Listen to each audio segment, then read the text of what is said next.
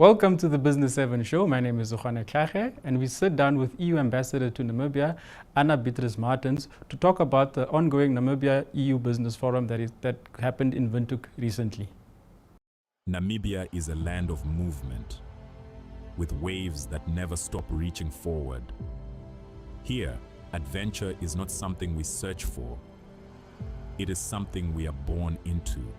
In every corner of this country, creativity rises from artists, from athletes, from dreamers.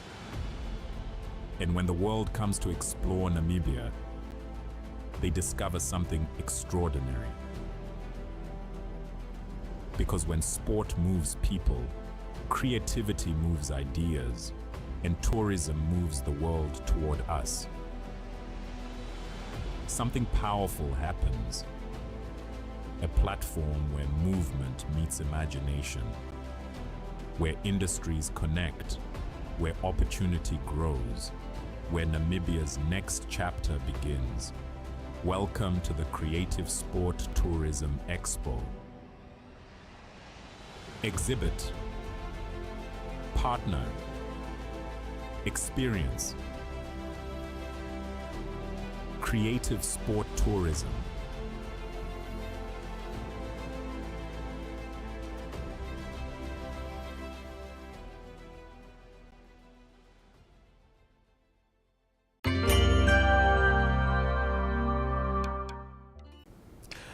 Thank you for joining us on the Business 7 show, Ambassador. Thank you very much for inviting me. We saw at the official opening of the summit that the partnership or the roadmap that originally ran from 2023 to 2025 has now been extended to 2030. What confidence does the EU have in Namibia to have to extend this roadmap all the way up until 2030 for another 5 years? It's a very ambitious roadmap, in fact, that we established in 23, and we still have a number of activities that we need to implement. This being said, these 3 years where we've been implementing the strategic partnership that was signed by the President of the European Commission, Ms. von der Leyen, and the late President Geingob, well, it's less than 4 years ago. So we're still in the initial phase, and we're in the process of setting the framework. We've set out now a very ambitious vocational education training program, while also supporting the capacity of the government and providing some seed funding to companies, green hydrogen, critical raw materials. So on the basis of this framework that is well consolidated, we now want to move further to more implementation. And then several green hydrogen projects have been in the pipeline for some time, yet only 19.11 million of the intended 43.9 million has been committed through the SDG Namibia 1 fund. What does Namibia move from studies and frameworks to actual construction on the ground? Because at some point, one would like to see actual work being done. Yes, so the SDG Namibia Fund that you refer to is one of the financing instruments that there are. There are several others as well through Global Gateway, which have been already been rolled out together with funding from member states. So it's not that in particular in the green hydrogen, where there are around 8 pilot projects, where there haven't been any investments already taking place. But this instrument, first of all, it's been launched, more recently, and it's natural in big investments, as we're talking about, that there is a preparatory phase and that the financing needs to be scaled up, and the financing decisions need to be properly prepared through studies, through looking at the financing, the environmental aspects, and the operational ones. So it's a natural process that the funding will be rolled out as we go along. Companies need to build up the case, de-risk through investments that they get from the private sector, the public sector, and this facility that we are providing. So we will be seeing more investments coming along as the projects are maturing. What are the most specific tangible benefits for ordinary Namibians in terms of jobs, skills, training, and so forth? Because there's this narrative that the EU is gaining critical minerals that could Namibia or African countries, for that matter, could benefit or could beneficiate internally as well.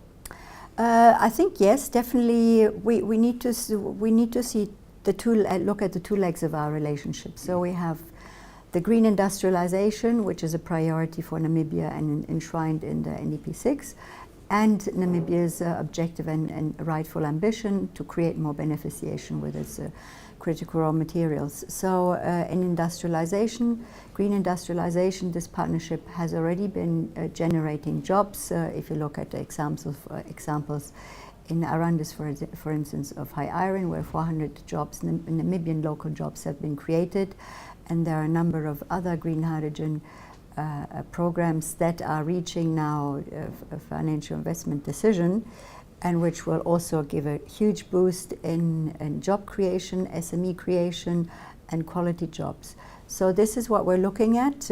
What will be coming next?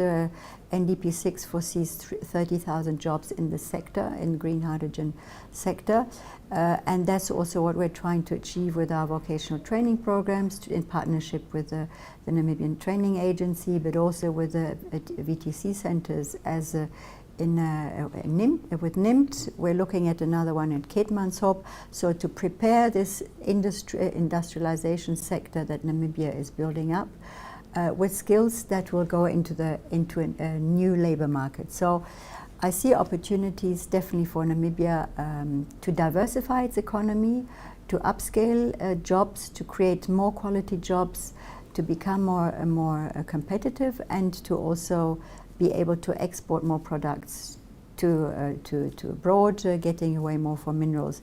With regard to minerals, we have a number of very promising projects from Namibia that have approached us, and today, this afternoon, we will launch one of these projects, which will increase the production of lithium from at the current concentration of 4% to 97%. So this is a partnership between a Finnish company and the Finnish Geosurvey Institute.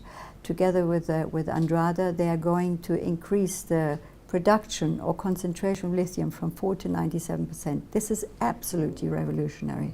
This is very exciting for Namibia, because this means not only starting to process here, to beneficiate here, but also beneficiate at a huge level. So these are the kind of partnerships that we are seeking with Namibia, and I think we're going in a good direction with these kind of examples and others that we're discussing. The roadmap is ambitious, but placed now. If you have to put this as, if you have to look at this from a legislative point of view, there are a number of legislative frameworks that are still outstanding. The Green Hydrogen Act, for example, the Minerals Act is also still under review. So, do you believe enough or sufficient Namibia has provided sufficient confidence for, or rather has put in place all of the steps to ensure that investors coming in from the EU can be safe and know that they know where they stand? That's indeed, it's very important for investors to have clarity on predictability on regulatory framework.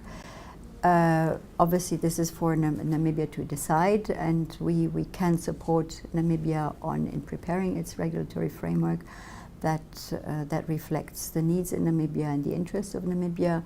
We have supported Namibia with a green hydrogen program, and which precisely was supposed to helped do that. We supported that as Team Europe, EU, together with Germany and the Netherlands. So the capacity of the administration to deal with the legislative tasks, as well as many others, of servicing requests from the green hydrogen sector and so forth. So there's a lot to be done there still, and we are supporting as we can, so that Namibia finds its regulatory framework that that is relevant and adjusted to Namibia's needs and to serve Namibia's interests. Overall, just in closing, looking at the previous framework and coupled with the summit that is ongoing, how would you rate the success of the previous framework and the current summit, obviously ongoing, in your view? I think that with our forum in 23, we really put Namibia on the map, and the business opportunities for European and Namibian companies in the two sectors, critical raw material value chains, and I put my stress value chains, and green industrialization.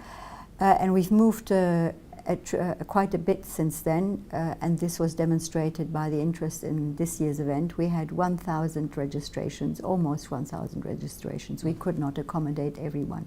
So we've been able to accommodate 400 participants, and and we had over 135 CEOs that signed up for the event and are there. So the interest from Europe is very big. There's very big companies as well that are watching with a lot of interest and expectation at what will happen in Namibia. Not only because of the industries that are being built now, but everything that will come from there. We haven't spoken about infrastructure. Port Walvis Bay could become a hub not only to transport critical raw materials to Europe, but it could also become the first green shipping hub in Africa. So these are all developments that European investors are looking at, yeah, there's if this goes ahead, Namibia will be an absolute pilot and ahead of the curve in Africa. I just want to add, trade between the EU and Namibia doubled over a course of around about 5 years. Apart from the roadmap, what other opportunities do you see that could potentially exist between Namibia and the EU, not just from a trade perspective, but also in terms of diplomatic relations and all other facets that can build this Namibia-EU friendship? Indeed, we look at Namibia not only from the economic and trade side, but also from the political side. Namibia is a supporter of multilateralism, of human rights. We just had the celebration of the Vinto Declaration last week. So Namibia is a country that other African countries can look up to in terms of its press freedom. So we have many shared interests and opportunities there to collaborate on some common interests and concerns on multilateralism and peace and security, on climate change. And but also we want to do more on people to people. We have the Erasmus program, so for academic mobility. We have a very big research program, Horizon, for a global program. And where Namibia has been, particularly the two public universities, UNAM and NUS, have been successfully bidding in order to cooperate with European research universities. So we want to see more of that, more of a research collaboration. We want to see more exchanges, academic exchanges, and particularly of Namibian students taking part in the Erasmus program, master programs. So there's still many opportunities that we want to explore to, in particular, to benefit the youth of Namibia. Thank you so much for joining us, Ambassador. It's a pleasure, always. Thank you for the good questions.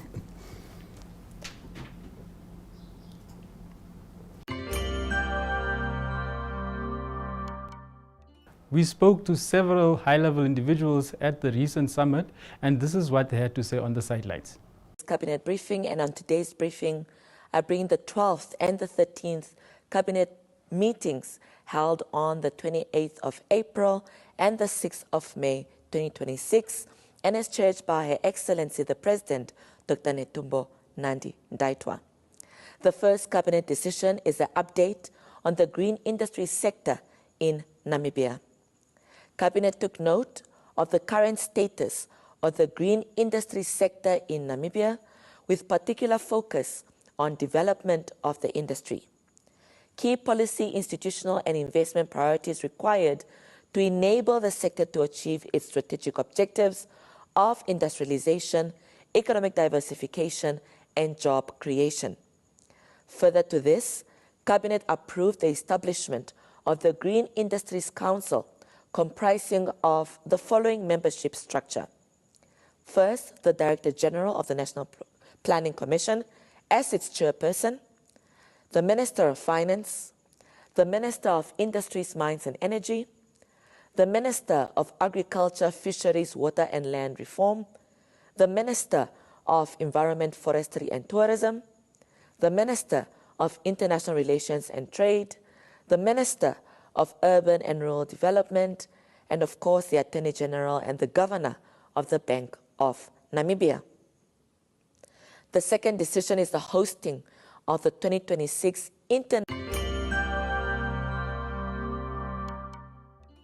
Ambassador, just your thoughts on what the summit means in terms of strengthening Namibia-Europe relations.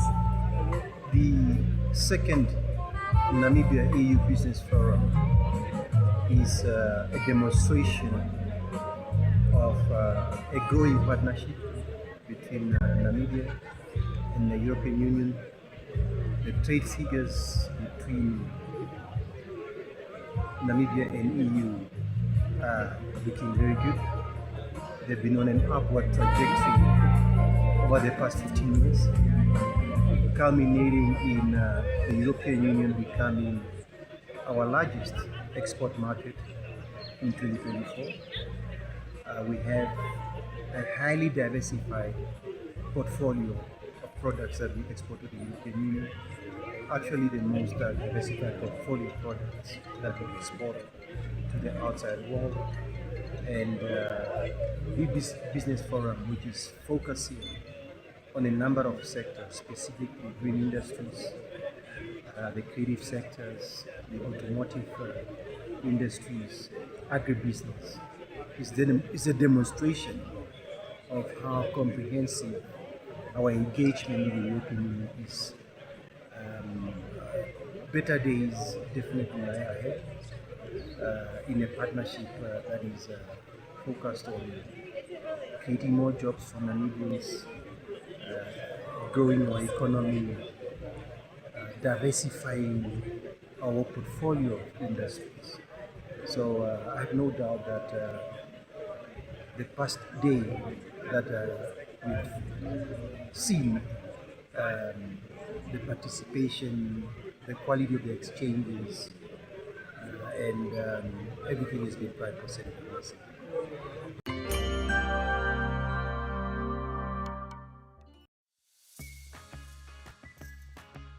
Welcome to Enjoy Travel Namibia, your ultimate online booking platform for unforgettable stays.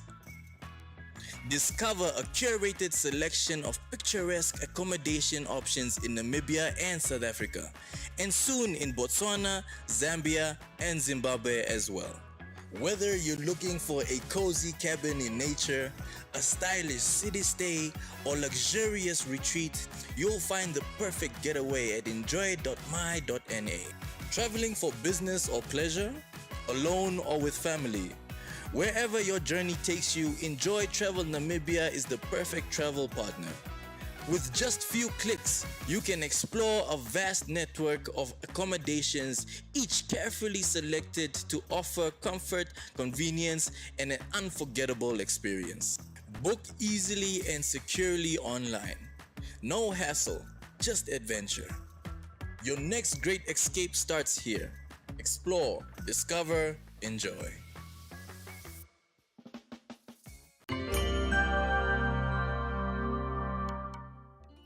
Malango, what would you rate as your biggest highlight as a former CEO of the Chamber of Mines of Namibia? Wow, that's a good question. There are so many of them, I can't put them in one sentence. All I can say, I think the biggest achievement is that towards my end of my tenure at the Chamber, is that I've got a very competent person that I'm handing the Chamber to.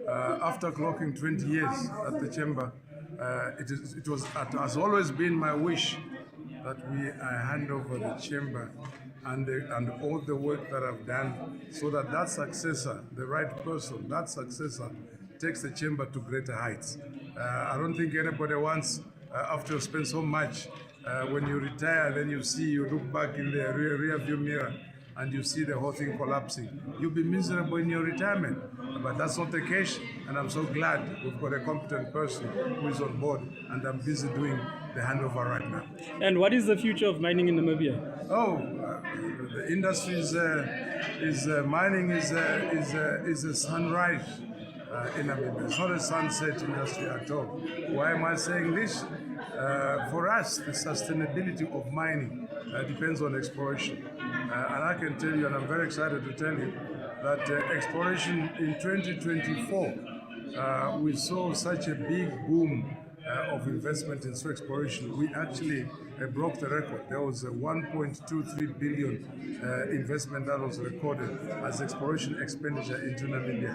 Last year, we've just released our 2024 annual review, and there we've reported the exploration expenditure jumped to 1.5 billion Namibian dollar last year. What does that show you? In any country, if you see the exploration expenditure keeps on rising and rising, it shows that in that particular country, mining is a sustainable industry. If you see that going down, it shows that mining is not sustainable, because for us, exploration is what makes us sustainable. Exploration is what creates a pipeline of future mines. Exploration is the nursery of new mines, and that's why it is very important, even from the policy perspective, to support exploration, to make sure that investments keep on coming, because exploration is the only thing that makes us sustainable. Actually, I can even give you one last more example. Navahap was opened, came into production 1989, and it was meant to last for 11 years. Today, it's something like 37 years now passed since it came into production, and it is full of life. It has changed hands several times, and we're talking of that mine of life keeps on being extended. Why? It's because of investments into exploration. So you can see exploration is what makes us sustainable. Without exploration, we're dead. We're not sustainable.